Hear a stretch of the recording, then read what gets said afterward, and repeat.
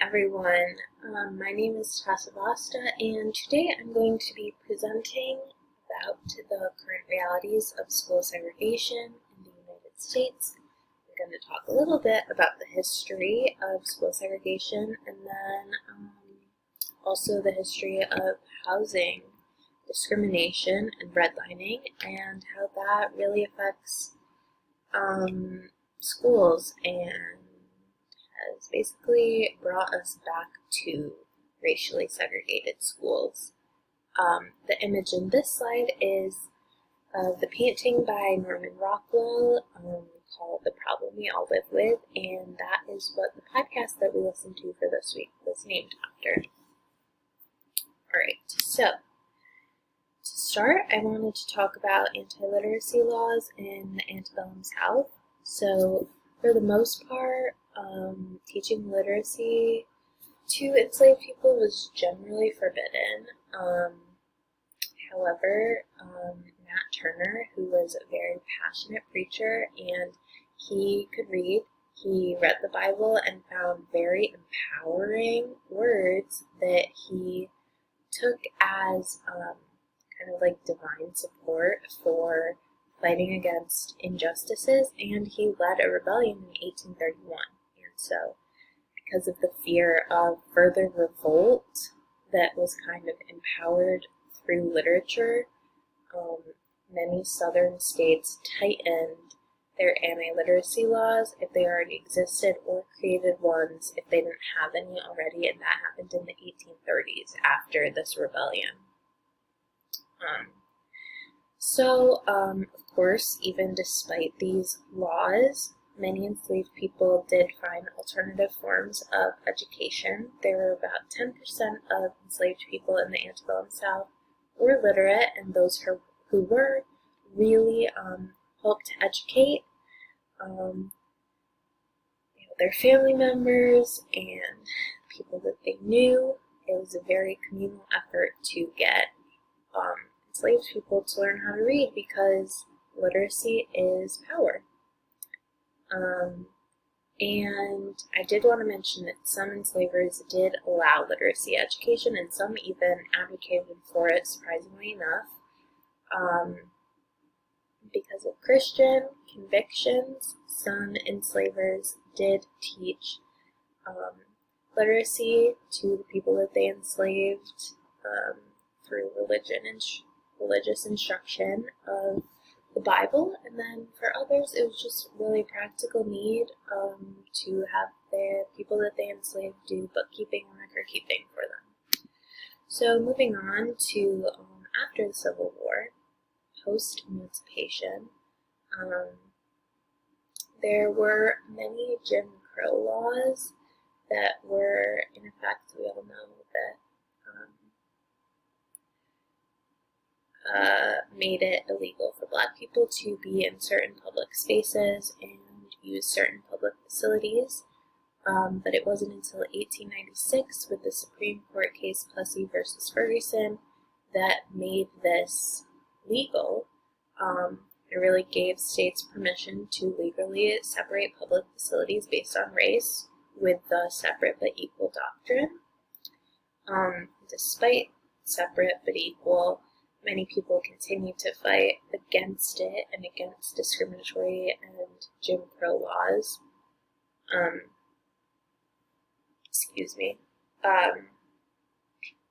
Organization that really spearheaded this effort was the NAACP, led by Thurgood Marshall.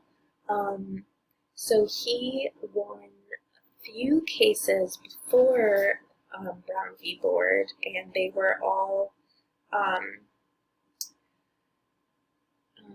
segregation cases about higher education, specifically law schools. So Brown v. Board was actually a culmination of 5 different cases, but they all had the same main idea of how school segregation was unconstitutional because separate facilities could never be equal. And so this Supreme Court case went on for about 2 years, and then finally in 1954 we got the ruling that racial segregation of children in public schools is unconstitutional, as segregated schools are inherently unequal. However, the Supreme Court kind of realized that there would be a lot of pushback against this ruling, so they really didn't give any instruction on how to desegregate schools, and they really left that up to the states. So, of course, many southern states, as you could have guessed, really dragged their heels. They did not, go about this in any quick way, and they really just kept up with segregated schools. So that's why we have cases like the Little Rock Nine, who are pictured above me in this picture here on this slide, and like Ruby Bridges. So Little Rock Nine, even though it was 3 years after the Brown v. Board ruling, their schools were still segregated because there was no desegregation specification from the Supreme Court. So the Arkansas governor actually used the State National Guard to prevent these 9 students from entering their school, and it took action from the president, who sent in troops to escort them into the school. And so because of this, Brown v. Board actually issued like a second ruling telling states, okay, now you gotta desegregate quickly and swiftly. So then Ruby Bridges is another example. She was 6 years after Brown v. Board, and she was the first Black student to integrate an elementary school in Louisiana, and her mom had to be escorted by federal marshals every single day to get into her school. And then another example I wanted to mention is Board of Ed of Oklahoma City versus Dowell. In this one, the court ruled that this school district no longer had to bus students because they had gotten to levels of full integration, and therefore they didn't need to keep up with the practice that made them integrated, which is really terrible and kind of is bringing us back to state of segregated schools, which we will get into in a moment. Okay, so now to talk a little bit about housing segregation post-emancipation. So, post-emancipation, there was a great migration, in which post-enslaved people who had recently been emancipated migrated north, and they, the South had very specific and specialized laws against racial integration, but the North did not. They used housing laws and restrictive covenants to achieve the same outcome, which was segregation and ghettoization. And so they used racial covenants, which were basically contracts in a house's deed that said, you cannot sell this house to a family of color or a person of color. So white people could only sell their houses to white people. And it wasn't until 1948 that these were ruled illegal, but it still kept happening until 1968 that these racial covenants were in house contracts and deeds. So this quote that I liked a lot says, the emergence of the Black Ghetto did not happen by chance, but was a result of the deliberate housing policies of the federal, state, and local governments and the intentional actions of individual American citizens. Racial segregated communities were created very intentionally. It was not by chance. Okay, so now I want to talk a little bit about redlining, which is the denial of services to residents of certain areas based on their race. And it started in the 1930s with programs that began under the New Deal, and then with the creation of the Federal Housing Administration. So basically, redlining has to do with the refusal of insuring mortgages in Black neighborhoods and also for Black families. So the refusal of insuring mortgages in Black neighborhoods, but also at the same time, there was increased subsidizing for the development of white neighborhoods. So white neighborhoods were being created and they were really great, and then they were also like simultaneously creating like the Black ghetto, like housing projects, and forcing Black people to live in certain small urban areas. So there were actually red-lined maps, which were color-coded maps of metropolitan areas, and they indicated where it was high risk and low risk to ensure certain mortgages in certain neighborhoods. And actually in the Federal Housing Administration underwriting manual, there's literally something that specifically said that incompatible racial groups should not be permitted to live in the same communities. So there's very racist and racialized wordings in all of these administrations and federal policies that really made it so that Black families couldn't own any property, couldn't own any houses, and therefore they couldn't acquire any wealth. So at the bottom here I wrote de jure versus de facto segregation, and it's like de jure segregation was obviously outlawed through Brown v. Board and cases like that, but de facto segregation persists, and in a way it is de jure because there are literally policies like with the New Deal and Federal Housing Administration legally.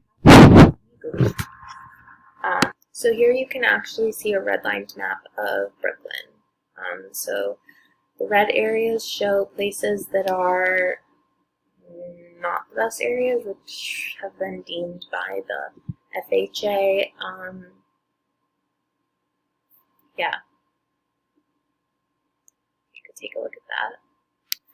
Okay, so now I want to kind of put this all together. What we learned about school segregation and what I briefly just talked about, redlining and housing discrimination. So for many kids, where they go to school depends on the neighborhoods in which they live. So when we have segregated neighborhoods, we're going to have segregated schools, and neighborhoods are segregated racially, but also income-wise too. So there's poor Black kids living in the same neighborhood and going to the same schools, and research shows, and like what we learned in the podcast, that that's really super difficult for kids to succeed when they don't have the resources, they're not surrounded by kids that are pushing them, and it's just a really bad situation all around. So, like I wrote here, school reform is futile if segregation persists, because there are associated conditions of social and economic disadvantage, and then those depress student performance. And concentrating students with these disadvantages together depresses it further. And also, school funding is based on property taxes. So when you're living in a high poverty neighborhood, you will receive less funding than kids who live in a more wealthy neighborhood. And like Ed Build says that predominantly white school districts receive about $23 billion more in funding than Black, Indigenous, and students of color serving schools. And also, like I mentioned before, multi-generational poverty in Black families, there's no property owning, so there's no like acquiring of wealth, and there's low mobility. And, really low performing racially isolated schools cannot be turned around. Desegregation is the only solution. And I think that as teachers, we really have the power to be part of the solution, even though it can seem super daunting. The invisibility of these problems is the biggest barrier to solution, so if you teach this stuff in school, it's going to be a step in the right direction. At my school, they're actually starting this curriculum called the Untaught History, Structural Racism, and Resistance curriculum, and they're actually showing kids at the school that I used to attend, like, redline maps and teaching about segregation and stuff like that. And if we can do that in our school and start a conversation, I think it's so important, and we can try to teach this in schools and be part of the change, be part of the solution. Okay, and here's my work cited. That's it. I think I'm out of time. I got about 6 seconds left. Thank you so much, everyone, for listening. I will see you in class.